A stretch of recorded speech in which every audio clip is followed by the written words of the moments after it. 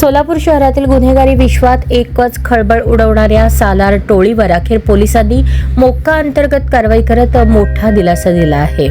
मौलाना आझाद चौकात झालेल्या हाणामारी आणि दहशतीच्या घटनेनंतर तपासादरम्यान या टोळीविरुद्ध संघटित गुन्हेगारीचा ठोस पुरावा समोर आल्याने ही कारवाई करण्यात आली आहे।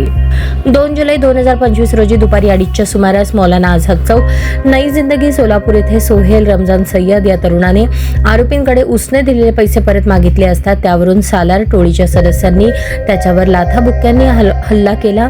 आरोपी फैसल सालार याने चाकू दाखवून धमकी दिली। मैं इधर का भाई हूं, कोई आगे आया तो खलास कर दूंगा असे म्हणत फिर्यादीच्या पोटात चाकू खुपसण्याचा प्रयत्न केला, मात्र फिर्यादीने डाव्या हाताने बचाव केला, त्यात त्याला गंभीर दुखापत झाली। या घटनेनंतर परिसरात दहशतीचे वातावरण निर्माण झाले। दुकानदारांनी दुकाने बंद केली, नागरिकांनी घरांचे दरवाजे लावून घेतले।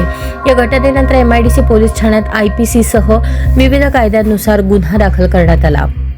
फैसल सालार, जाफर शेटे, टिपू सालार, पापड्या, अक्रम पैलवान, वसीम उर्फ मुकरी ही टोळी 2015 पासून सोलापुरात गुन्हेगारी कारवायांमध्ये सक्रिय आहे।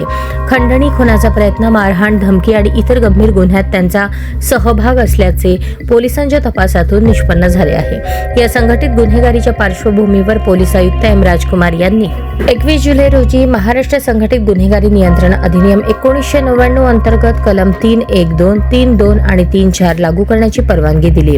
त्यामुळे आता या टोळीविरुद्ध अधिक कठोर कारवाईचा मार्ग मोकळा झाला आहे। या प्रकरणाचा तपास सहाय्यक पोलीस आयुक्त गुन्हे राजन माने करत असून टोळीच्या इतर सदस्यांचा शोधही सुरू आहे।